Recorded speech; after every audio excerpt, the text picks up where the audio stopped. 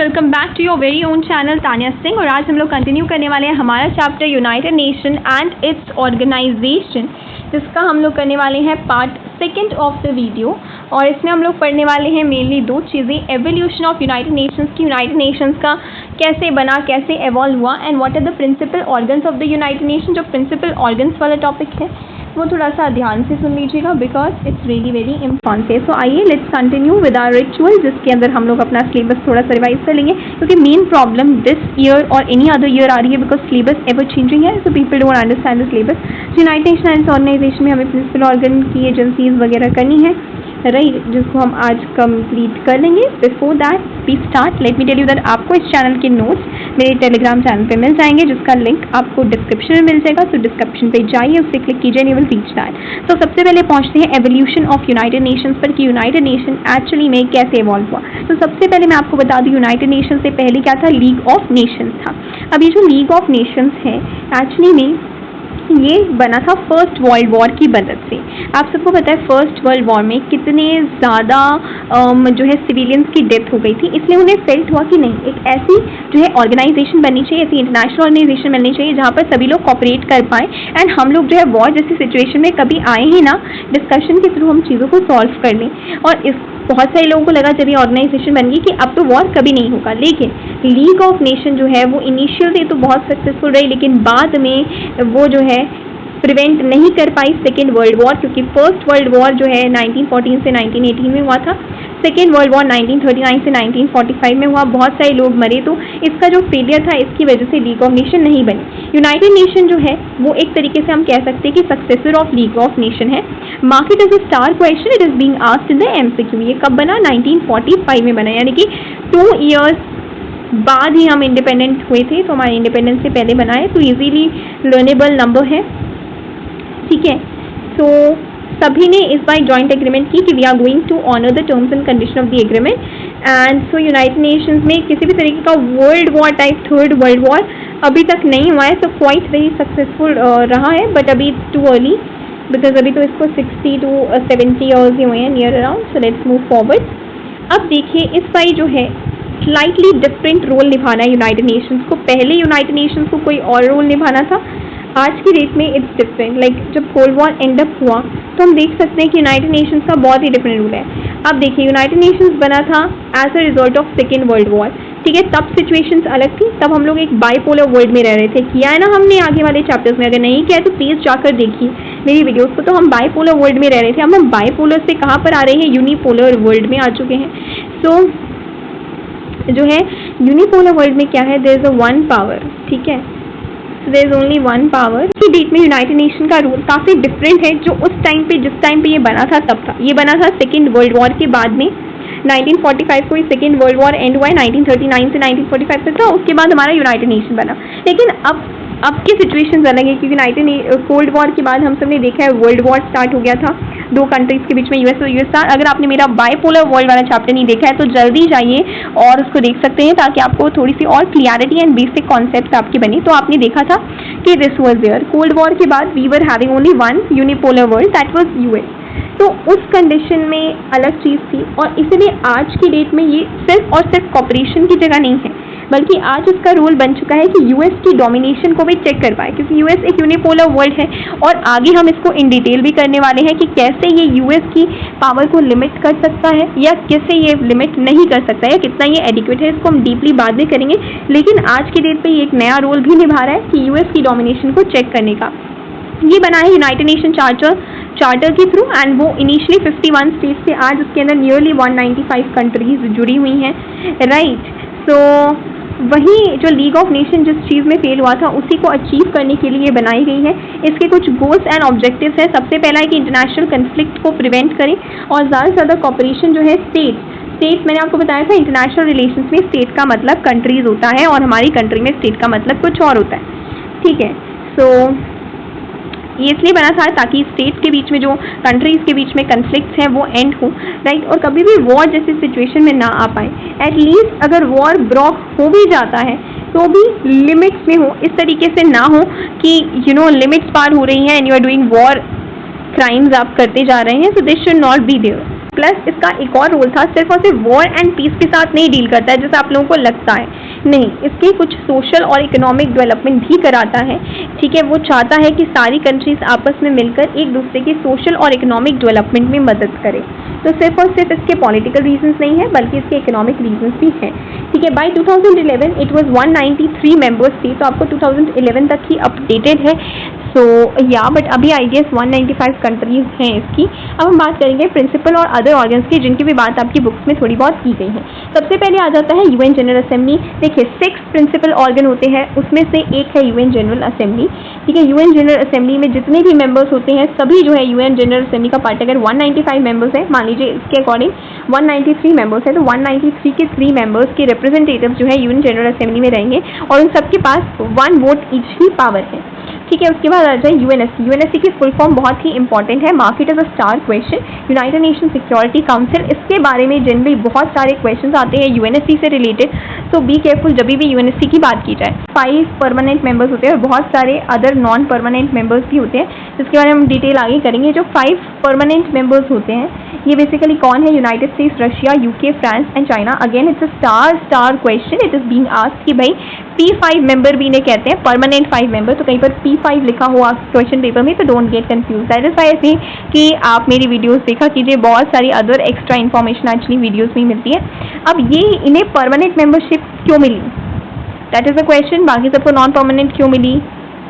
क्योंकि after second world war ये most powerful थे, प्लस ये जो है ये जीते भी थे वॉर, तो एज अ रिजल्ट इन्हें परमानेंट मेंबर्स बनाया गया, P5 मेंबर बनाया गया। उसके बाद सेक्रेटरी जनरल, ये कोई ऑर्गन नहीं है, ये एक पर्सन है, ये एक पोस्ट है, कह सकते हैं एक पोजीशन है यूएन जनरल असेंबली की। सबसे मोस्ट विजिबल पब्लिक फिगर कौन होगा? Secretary general. यूनाइटेड नेशन का सेक्रेटरी जनरल होगा, दैट इज द वन, वो रिप्रेजेंटेटिव हेड है। ठीक है, नाउ अभी की जो सेक्रेटरी जनरल है उनका नाम है एंटोनियो गुटेरेस। ठीक है, ये 9th सेक्रेटरी जनरल बने हैं यूनाइटेड नेशन के, इससे पहले 8 बन चुके हैं, वो भी आपकी बुक में दे रखा है, आगे हम लोग करने वाले हैं। ठीक है, उन्होंने सेक्रेटरी जनरल की पोजीशन ली थी 1 जनवरी 2017 में, आई गेस अब जो है ये खत्म भी होने वाली है, राइट। एंड वो प्राइम मिनिस्टर रहे हैं पोर्टुगल के फ्रॉम 1995 टू 2002, प्लस ये United Nation high commissioner for refugee भी रह चुके हैं 2005 से लेकर 2015 तक। कुछ अदर ऑर्गन्स की बात करूंगी तो सिर्फ ये जो 6 ऑर्गन्स थे आपके, इसमें से हमने जो जनरल असेंबली किया, सिक्योरिटी काउंसिल किया, वो सब डील करते हैं war and peace and differences between the member state. जो पॉलिटिकल रीजंस होते हैं वॉर एंड पीस वाले वो, लेकिन सोशल इकोनॉमिक डेवलपमेंट भी तो एक गोल था। तो सोशल इकोनॉमिक डेवलपमेंट के लिए बहुत सारी प्रिंसिपल ऑर्गन्स नहीं कहूँगी, don't get confuse, principal organ 6 हैं जिनके बारे में हम आगे पढ़ने वाले हैं। एजेंसीज, ठीक है, एजेंसीज के बारे में भी मैं आपको बताऊँगी आगे। तो उनके डेवलपमेंट के लिए बहुत सारी जो है एजेंसीज बनाई गई, जैसे WHO वर्ल्ड हेल्थ ऑर्गेनाइजेशन, जिसको हम करने वाले यूनाइटेड नेशन, UNDP। अच्छा मुझे एक आप बताइए, united nations development programme UNDP जो है वो अपनी एक रिपोर्ट निकालता है ना, और उस रिपोर्ट को आपके इकोनॉमिक्स में भी एक क्वेश्चन आता है। UNDP की रिपोर्ट एक वर्ल्ड बैंक की रिपोर्ट होती थी और एक UNDP की रिपोर्ट होती थी। तो आप मुझे कमेंट सेक्शन में बताइए कि वो UNDP की रिपोर्ट का नाम क्या है। ठीक है, उसके बाद आप देखिए United Nation human rights commission है, United Nation high commission for refugees है, यूनिसेफ है, United Nation children's fund and then United Nations educational, scientific and cultural organisation. ये सारी चीज़ें जो हैं आपको दे रखी हैं। अब यहाँ पर देखिए कार्टून या पिक्चर बेस्ड क्वेश्चन है। यहाँ पे देखिए आप यूनाइटेड लिखा हुआ है, the United Nations fight for the freedom, और यहाँ पे बहुत सारे फ्लैग्स बने हुए हैं। एक्चुअली में ये जो US ऑफिस ऑफ वॉर है, इंफॉर्मेशन है, उन्होंने ये पोस्टर बनाया था सेकेंड वर्ल्ड वॉर के दौरान। ठीक है, as per the declaration of United nations of 1942, क्योंकि डिक्लेरेशन 1942 में ही साइन हो चुका था। इसके अंदर क्या है? इसके अंदर बहुत सारे फ्लैग्स हैं सभी नेशंस के जो कि एलाइड फोर्सेस का पार्ट थे। तो यानी कि जो बेलिग्रेंट ओरिजिन है यूनाइटेड नेशन का, वो दिखा रहे हैं कि as far as back in 1942 ये बातें चलने लग गई थी। एंड जो है जो एलाइड फोर्सेस यानी कि P5 मेंबर्स को बहुत ही प्रिविलेज्ड पोजीशन दी गई अमंग्स द यूनाइटेड नेशन। अब हम लोग करने वाले हैं principal organs of united nation. ये आपकी बुक में एक डायग्राम बना हुआ है, थ्रू दैट हम लोग करने वाले हैं, राइट। सो सबसे पहले मैं आपको प्रिंसिपल ऑर्गन्स के बारे में बताती हूँ। जो ब्लू बॉक्सेस में हैं ये सारे आपके क्या हो जाते हैं? प्रिंसिपल ऑर्गन हो जाते हैं।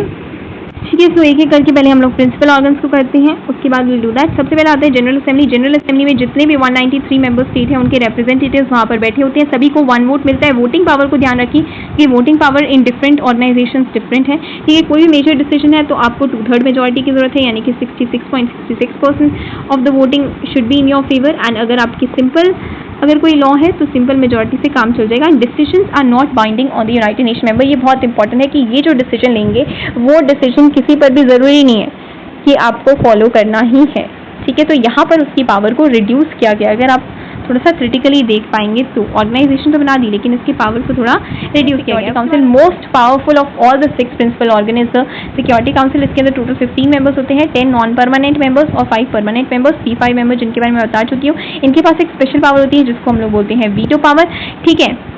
प्लस जो नॉन परमानेंट मेंबर्स होते हैं वो 2 साल के टर्म के लिए आते हैं। 2-2 साल पर ये नॉन परमानेंट मेंबर्स जो हैं वो चेंज होते हैं। और ये जो है पावरफुल है क्योंकि इसके ये जो भी डिसीजन लेगी it is binding on the United nation. तो यानी कि जनरल असेंबली में जहाँ पर एक्चुअली में इक्वल वोटिंग पावर्स दे रखी है वहाँ पर आपको जो है बाइंडिंग नहीं बनाएगा, लेकिन इस सिक्योरिटी काउंसिल में जहाँ पर अनइक्वल पावर है, 5 P5 मेंबर्स को वीटो पावर दी गई है, तो वहाँ पर it is binding.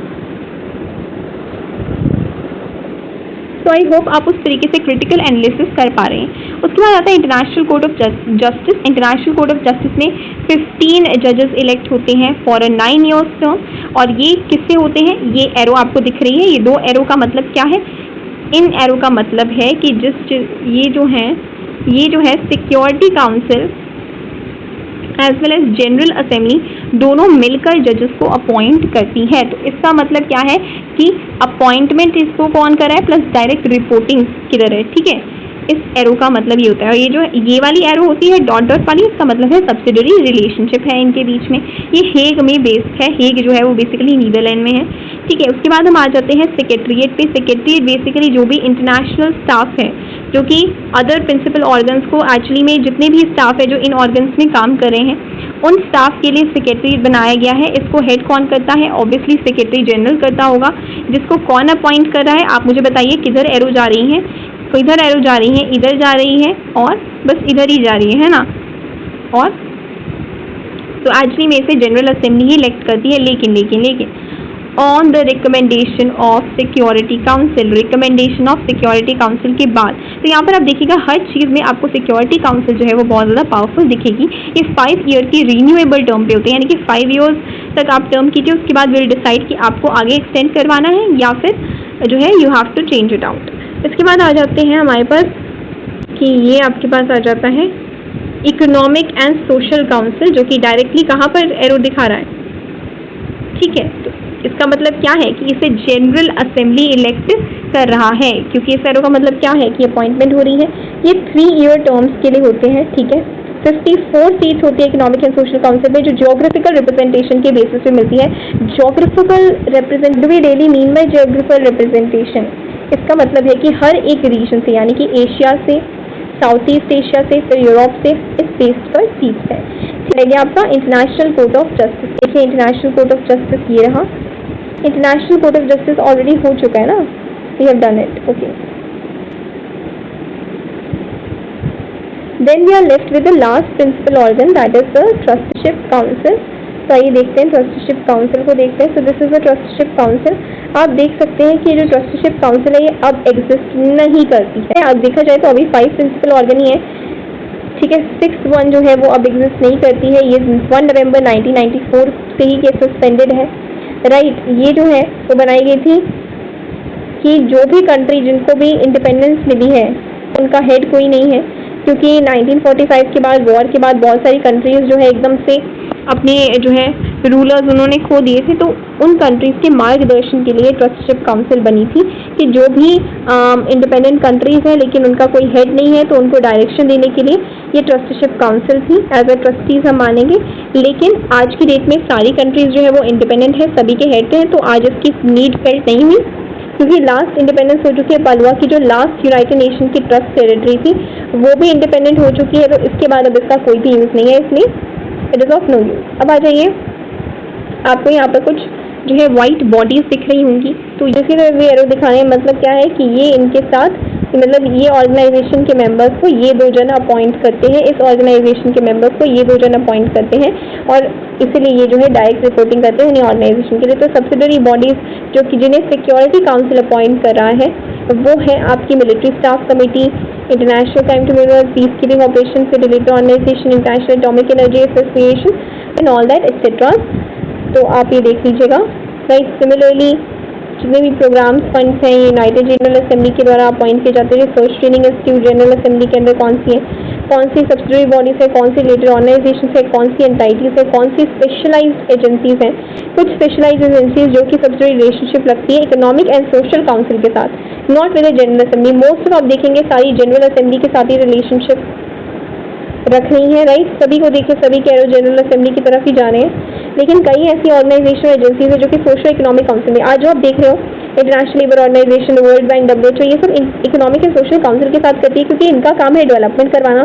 War and piece तो है नहीं, राइट। कुछ रीजनल कमीशन है, कुछ फंक्शनल कमीशन है, तो it is these are of non important, but at least try to do all these blue boxes, क्योंकि आपके 6 प्रिंसिपल ऑर्गन्स हैं, राइट।